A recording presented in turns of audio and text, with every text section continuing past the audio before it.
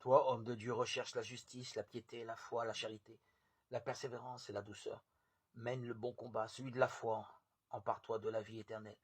C'est à elle que tu as été appelé. C'est pour elle que tu as prononcé ta belle profession de foi devant de nombreux témoins.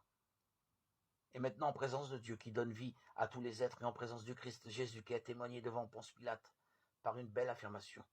Voici ce que je t'ordonne. Garde le commandement du Seigneur en demeurant sans tâche, irréprochable jusqu'à la manifestation de notre Seigneur Jésus-Christ. Celui qui le fera paraître au temps fixé, c'est Dieu, souverain unique et bienheureux, roi des rois et seigneur des seigneurs. Lui seul possède l'immortalité.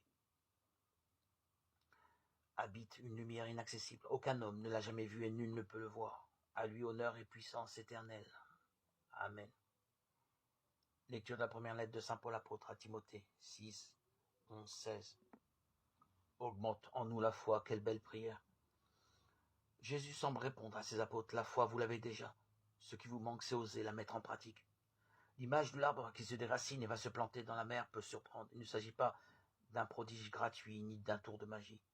Dans la culture juive, la mer symbolise les forces du mal et de la mort. L'arbre au contraire évoque la vie et la fécondité. Implanter la vie au milieu même de la mort, voilà ce que les disciples de Jésus sont invités à faire.